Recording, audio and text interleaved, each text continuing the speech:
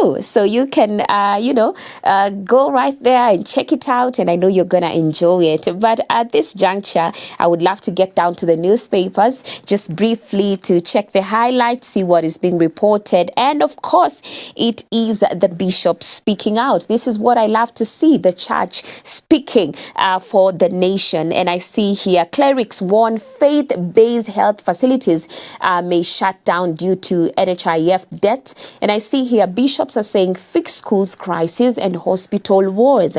So Catholic bishops yesterday gave President William Ruto's government a pat on the back for what he's doing right, including the stable shilling and new roads, but also took stock of issues that are still problematic, such as rampant corruption and the hurried cyber crimes law that people really did not get to hear or even participate in.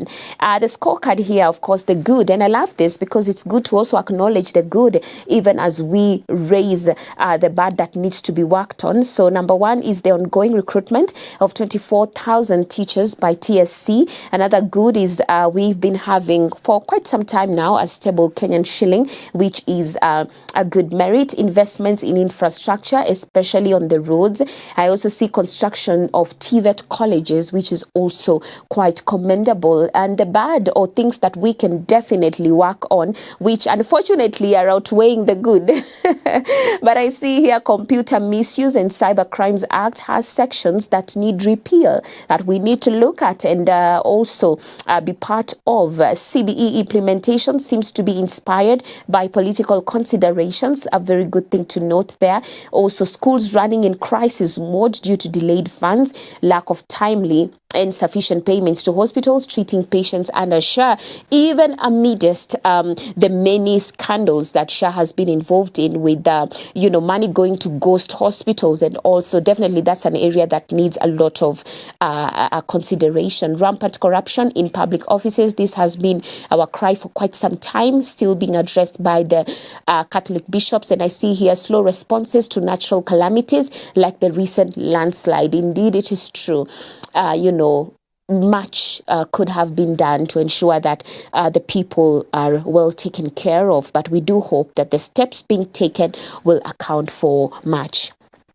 Now, I would love to also look at the national news here, saying Mama Ida takes first short break since Raila's death. So she has traveled to Nairobi from her rural home, where she hosted hundreds of delegations. Her story covered on page 3. And EACC here, Kenya needs 200,000 more police officers. So that's on the recruitment, and that is a story covered on page 10. The Voice DN2 today, hope meets opportunity. Quite a beautiful feature right there that you can have a look at. And of course, now looking at the Standard newspaper, just to see also what is being reported here.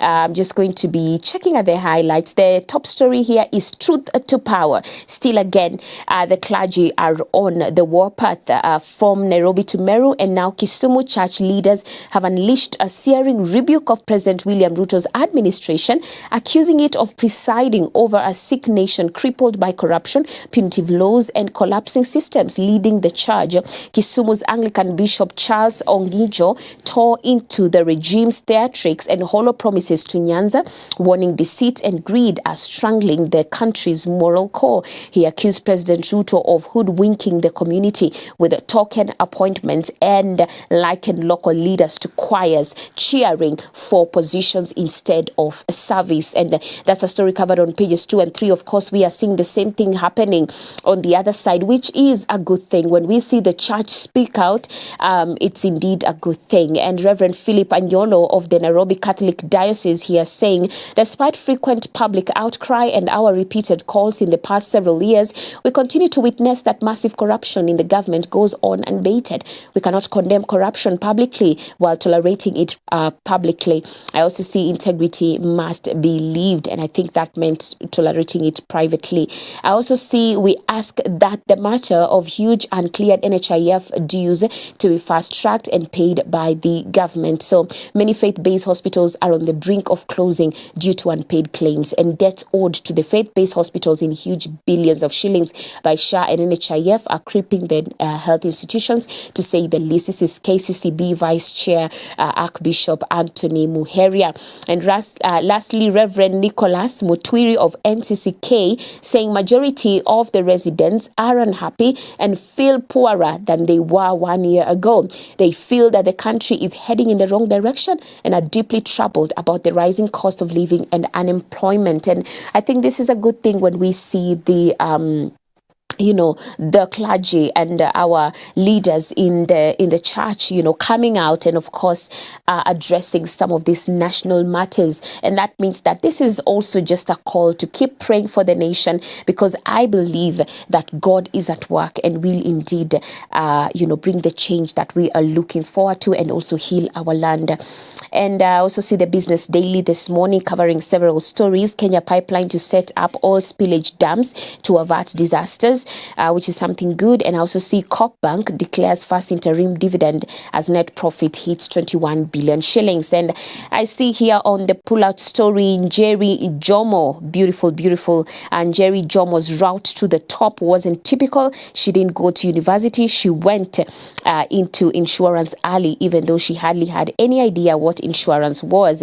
So look at her story, quite interesting. And Njeri Jomo on the pullout of the Business Daily. Lastly, the intelligence quote here, I'm seeing NSSF's investment in Mau Summit Toll Road could redefine how Kenya's pension savings are harnessed for growth.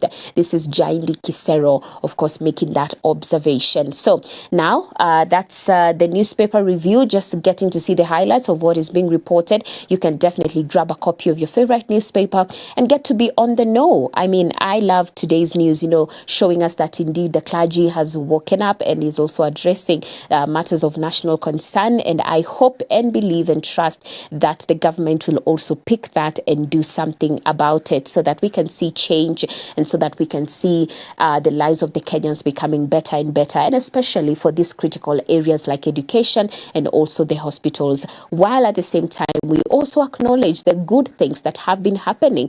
The fact that the Kenyan shilling has been stable, the fact that we see infrastructure growing, the fact that we see the recruitment of over 20,000 teachers by TSC. I mean, it may look like small things, but we also acknowledge and appreciate what the government is also doing, the good, but also we pray that all these other things that have not yet been worked on, like corruption also, that we will see great change. So at this moment, I would love for us to have a look at the video of the day. When we come back, we will talk about it.